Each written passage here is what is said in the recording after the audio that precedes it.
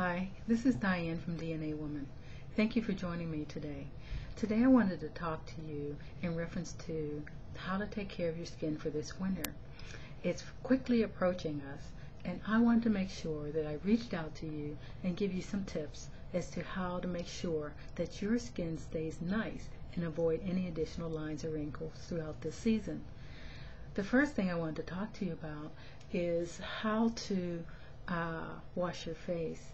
When you're washing your face, what I'd like to ask you to do is try to avoid using towels and any type of thing that would have any kind of chemical on it.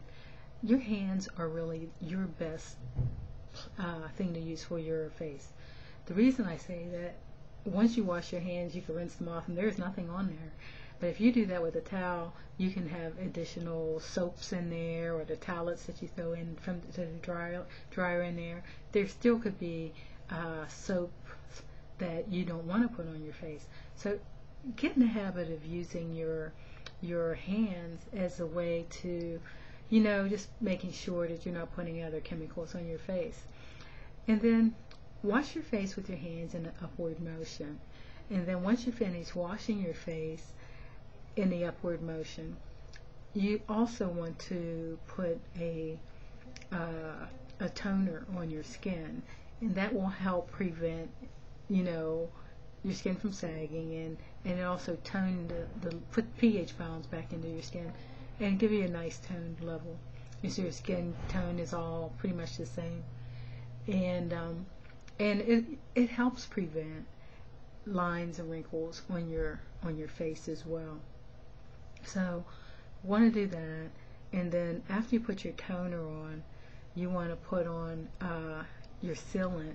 So if you use in the summertime, you use something to protect you from the sun. You should also do that in the wintertime, because in the wintertime the sun still is as intense. It might be further away from I guess the earth or wherever, but it's still as intense, and your skin can get burned in the winter just like it can in the summertime, and a lot of people really don't understand that. So use a SPF 30 on your skin in the winter so you're really protected. There's really no reason to use an SPF 15 unless you're really trying to get some sun, but you really want to block the sun in your skin. With that being said, I also want to bring up the whole concept of vitamin D. If you lack vitamin D, you should be taking more of it in the winter. You should talk to your doctor and find out what the levels of vitamin D are in your skin. If you do lack the vitamin D, ask them to give you a prescription to get the right amount, and then tell you what you should be taking thereafter. And I had this done, and it is true that in African American, Indian, and darker skinned people, that they lack vitamin D, and it's because we do not get as much sunlight as other nationalities that have lighter other skin. So you really want to stay focused and take care of yourself, not just externally but internally as well. Make sure that you're on a good vitamin, and this also helps protect your skin. And so once you're finished washing your face, when I get back to that, you toned it, you put your protectant on it, and you took all the other vitamins and all the little stuff that I just mentioned, but that's in between. But once you put on your sealant, you want to put a moisturizer on there that's a restorative type moisturizer that is good for your skin. Something that's going to sink into your skin and really protect it. Not something that's going to be on the top level and does nothing for you. Some of the sealants might have a little bit of wax or whatever in them.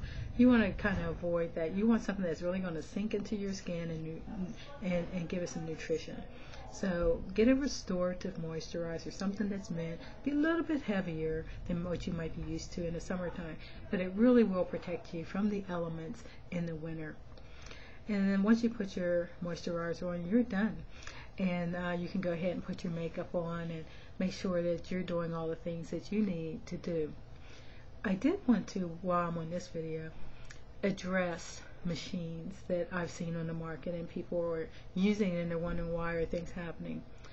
One of my clients had an instrument that she stuck in her mouth, and she's supposed to either bite down on it or something.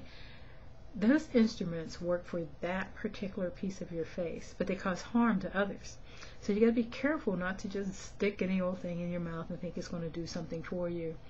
There's another one that I saw where you press down. Well, it may strengthen the muscles in your neck, but it's not going to totally get rid of everything. It's going to cause problems elsewhere. So I'm not saying those products don't work. I'm saying that they don't work on your overall face. And our face is a complete face and neck. We cannot do a piece of our face at a time. We have to do it as a whole. We are totally connected, one muscle to the other. So I want you to be careful when you see something out there in the market that's telling you that it's going to make these big changes, and then you find out you have new problems because of them. And then the last thing I wanted to talk about is making sure that you spend the time, which is 5 minutes out of your day. You have 24 hours in a day. You get 5 minutes twice a day, maybe 3 times if you want, to wash your face and put your moisturizers on and your protectants and things, so that you could look useful for the rest of your life, and so your skin will stay smooth and toned and lifted. And I really want to stress how important it is that our skin is our tell-all. Do you ever notice you can tell when a person is sick? You can tell because their skin and their face just doesn't look right. It reveals what's going on with your skin. And some people will get little brown spots. Pay attention to those things. That's your warning sign. Something's going on. If that little brown spot doesn't go away, you need to go see your dermatologist or your doctor or whoever you would go to check those things out. If your skin's breaking out, don't just assume it's acne. There could be another problem. Go check it out. If you use a product to get rid of acne and it isn't working, you need to go check that out. Our body gives us all kinds of signs, and it's through our organ, our largest organ, which is our skin. If you have dry skin, I'm not drinking enough water, right?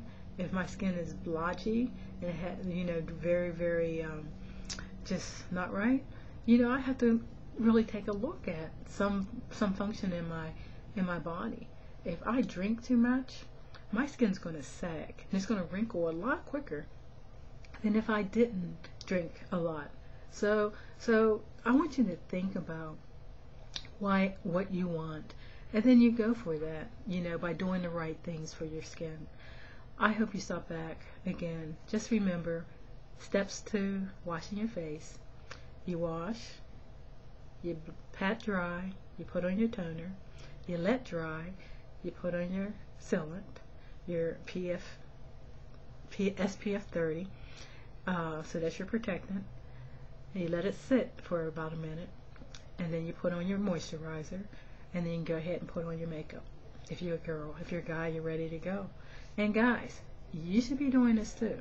You should be out there washing and taking care of your skin, drinking your amount of water that your body requires. Do not, in any case, replace water for some other beverage. I stress that. I stress that in my book that I've written. Do not do that. That is not a healthy thing to do. And my body is not made of 4.5% of, or 60, was it 60